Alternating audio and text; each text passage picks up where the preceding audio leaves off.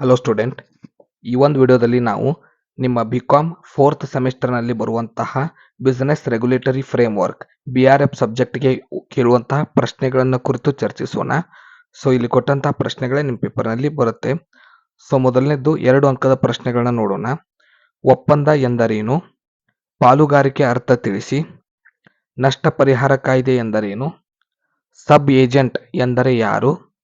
ಅರೆ ಒಪ್ಪಂದ ಎಂದರೇನು? ಬೆಲೆ ಪಡೆಯದ ಮಾರಾಟ ಎಂದರೆ ಯಾರು? ಸೈಬರ್ ಅಪರಾಧ ಎಂದರೇನು? ಒಪ್ಪಂದ ಉಲ್ಲಂಘನೆಯ ಯಾವುದಾದರೂ ಷರತ್ತುಗಳನ್ನು ತಿಳಿಸಿ. ಪ್ರಸ್ತಾಪ ಒಪ್ಪಿಗೆ ನಡುವಿನ ವ್ಯತ್ಯಾಸ ತಿಳಿಸಿ. ತಡೆಹಿಡಿಯಲ್ಪಟ್ಟ ಪಾಲುದಾರ ಎಂದರೆ ಯಾರು?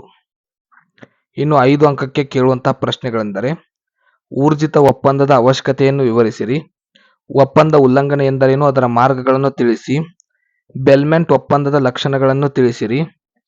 ಬೆಲ್ಮೆಂಟ್ ಅವಶ್ಯಕ ಅಂಶಗಳನ್ನು ವಿವರಿಸಿರಿ. ನಷ್ಟ ಪರಿಹಾರ ಮತ್ತು ಜಾಮೀನು ಕಾಯ್ದೆ ವ್ಯತ್ಯಾಸ ತಿಳಿಸಿ. ಗ್ರಾಹಕನೇ ಎಚ್ಚರವಾಗಿರು ಹೇಳಿಕೆ ಅಪವಾದಗಳು ಯಾವುವು? ಮಾಹಿತಿ ಹಕ್ಕು ಕಾಯ್ದೆ ಉದ್ದೇಶಗಳು ಯಾವುವು? ನಿಯಮಿತ ಹೊಣೆಗಾರಿಕೆಯ ಪಾಲುಗಾರಿಕೆ ಲಕ್ಷಣಗಳನ್ನು ವಿವರಿಸಿರಿ.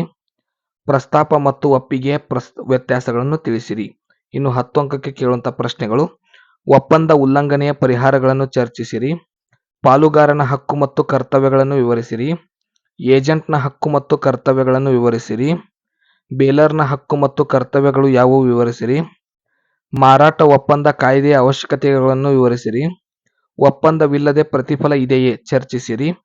ಬೆಲೆ ಪಡೆಯದ ಮಾರಾಟಗಾರರ ಹಕ್ಕುಗಳನ್ನು ವಿವರಿಸಿರಿ. ಸೊ ಇವಿಷ್ಟು ಪ್ರಶ್ನೆಗಳು ನಿಮ್ಮ ಬಿಸ್ನೆಸ್ ರೆಗ್ಯುಲೇಟರಿ ಫ್ರೇಮ್ವರ್ಕ್ನಲ್ಲಿ ಬರುತ್ತೆ. ನೆಕ್ಸ್ಟ್ ವಿಡಿಯೋದಲ್ಲಿ ಕೇಸ್ ಸ್ಟಡಿಯೊಂದಿಗೆ ಸಿಗೋಣ. ಧನ್ಯವಾದಗಳು.